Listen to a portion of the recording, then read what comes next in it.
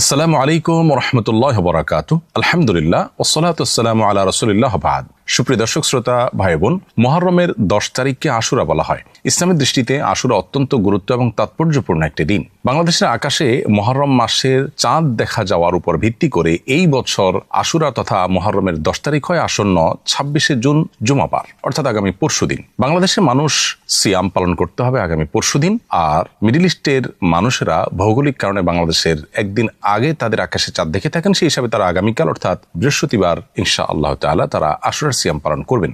আশুরার সিয়াম সম্পর্কে নবী করিম সাল্লাল্লাহু আলাইহি ওয়াসাল্লাম বলেছেন, সিয়ামু ইয়াউমি আশুরা আহতাসিবু আল্লাহি আন ইউকাফিরা সানাতাল্লাতী ক্বাবলাহ। অর্থাৎ আশুরার দিনের রোজার ফজিলত সম্পর্কে আল্লাহর প্রতি আমার ধারণা, এর মাধ্যমে আল্লাহ তাআলা এক বছর পূর্বের গুনাহ মাফ করে দিবেন। অতএব আমাদের এক বছর পূর্বের সগীরা গুনাহগুলো যেন মাফ হয়ে যায়, সেজন্য আমাদের আশুরার দিনে রোজা রাখার চেষ্টা করা উচিত। তবে আশুরার সিয়াম একটি নয়, বরং মুসলমান হিসেবে আমরা দুটি সিয়াম পালন করার চেষ্টা করব। কারণ নবী করিম সাল্লাল্লাহু আলাইহি ওয়াসাল্লাম বলেছেন, খালিফুল ইয়াহুদিরা শুধুমাত্র আশুরার দিনটি রোজা রাখে, তোমরা তাদের ব্যতিক্রম করো, তাদের চাইতে ভিন্নতর করো, তোমাদের রোজাতে যেন স্বাতন্ত্র্য থাকে তাদের চাইতে। সেজন্য আমরা একটি নয় বরং দুটি রোজা রাখবো। এখানে গুরুত্বপূর্ণ একটি বিষয় লক্ষণীয়তা হলো, ইবাদতের মতো একটি বিষয়ে পর্যন্ত ইহুদিদের সাথে যেন সামঞ্জস্যপূর্ণ না হয়ে যায়, সেজন্য নবী সাল্লাল্লাহু আলাইহি ওয়াসাল্লাম আমাদেরকে ব্যতিক্রম করতে বলেছেন।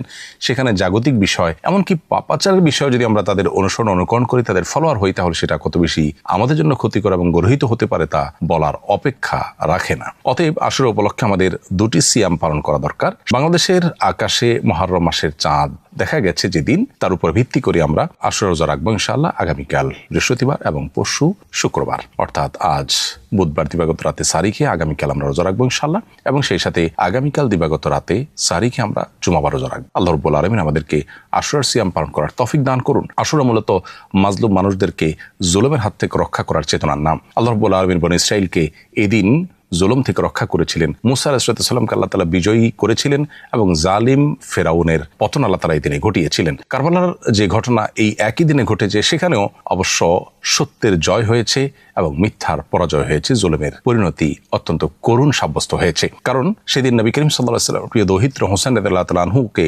সপরিবারে যারা শাহাদাত বরণ করিয়েছে, সে সমস্ত জালিম অত্যাচারী খুনিরা তারা পৃথিবীর ইতিহাসে ধিকৃত হয়ে আছে আজও। আর হোসেন রাদিয়াল্লাহু তাআলা আনহু এবং তার সঙ্গে যারা ছিলেন তারা আজও অমর হয়ে আছেন, সত্যের ব্যাপারে কোনো প্রকার কম্প্রোমাইজ না করে মিথ্যার বিরুদ্ধে আজীবন লড়ে যাওয়ার মধ্য দিয়ে। অতএব এটাই হলো সত্যিকারের বিজয়। অতএব সত্যের বিজয় এবং জুলুম এবং অন্যায়ের পরাজয়ের চেতনা মূলত আশুরার চেতনা। বিদায় আমরা সবসময় মাজলুমের পক্ষে থাকবো, জুলুম থেকে নিজেকে বাঁচিয়ে রাখবো এবং আশুরার সিয়াম পালন করার চেষ্টা করব। আল্লাহ তাআলা আমাদেরকে তৌফিক দান করুন। আস-সুন্নাহ ফাউন্ডেশন, উম্মার স্বার্থে সুন্নাহর সাথে।